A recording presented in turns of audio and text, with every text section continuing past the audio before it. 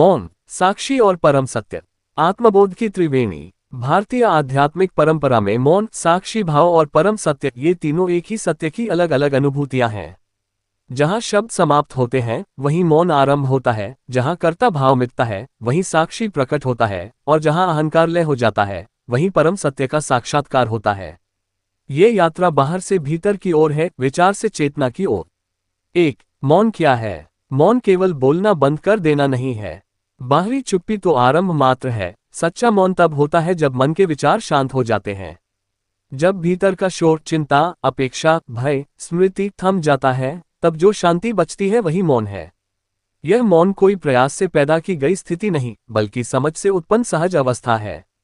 अष्टावक्र, उपनिषद और बुद्ध तीनों ने शब्दों से अधिक मौन को महत्व दिया, क्योंकि सत्य को कहा नहीं जा सकता, केवल जिया जा सकता है। मौन में ही आत्मा स्वयं को पहचानती है। 2. साक्षी भाव का अर्थ। साक्षी का अर्थ है देखने वाला, जानने वाला, परंतु करता नहीं। जब हम अपने विचारों, भावनाओं और कर्मों को बिना जुड़ाव के देखते हैं, तब साक्षी भाव जागृत होता है। विचार आ रहे हैं, मैं उन्हें देख रहा हूं। क्रोध उठ रहा है, मैं उसे देख रहा हूं। सुख दुख घट रहा है, मैं उसका साक्षी हूं। यहां मैं शरीर या मन नहीं, बल्कि चेतना है। साक्षी बनने का अर्थ पलायन नहीं, बल्कि पूर्ण सजगता है। साक्षी भाव में जीवन चलता रहता है, पर बंधन नहीं बनता। 3. मौन और साक्षी का संबंध। मौन और साक्षी एक दूसरे के पूरक हैं। जब हम साक्षी बनते हैं तो विचारों से तादात्म्य टूटता है और मौन स्वतः घटित होता है। और जब मौन गहराता है तो साक्षी स्पष्ट हो जाता है। यह कोई अभ्यास की जबरदस्ती नहीं, बल्कि समझ की परिपक्वता है। जैसे बादल हटते ही आकाश दिखता है, वैसे ही विचार शांत होते ही साक्षी चेतना प्रकट होती है। 4. परम सत्य क्या है? परम सत्य वह है जो बदलता नहीं, जो जन्म मृत्यु, सुख दुख, लाभ हानि से परे है।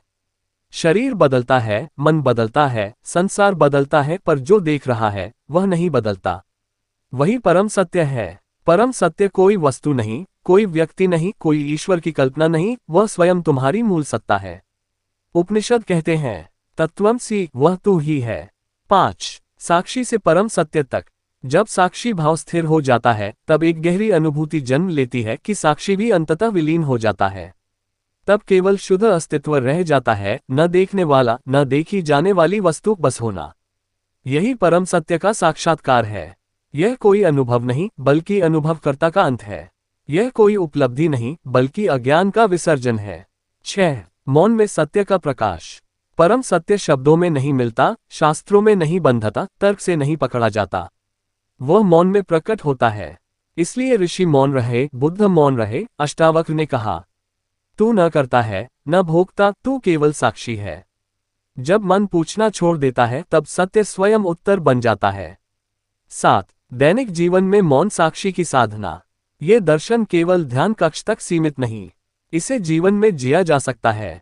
बोलते समय भीतर मौन को महसूस करना, क्रिया करते समय साक्षी बने रहना, संबंधों में अपेक्षा छोड़कर देखना, सफलता असफलता में संभाव रखना। धीरे धीरे जीवन बोझ नहीं, उत्सव बन जाता है। 8. अष्टावक्र दृष्टि से। अष्टावक्र गीता का मूल संदेश यही है, तू मुक्त है, अभी और यहीं। बंधन इसलिए है क्योंकि हम स्वयं को शरीर मन मान बैठे हैं।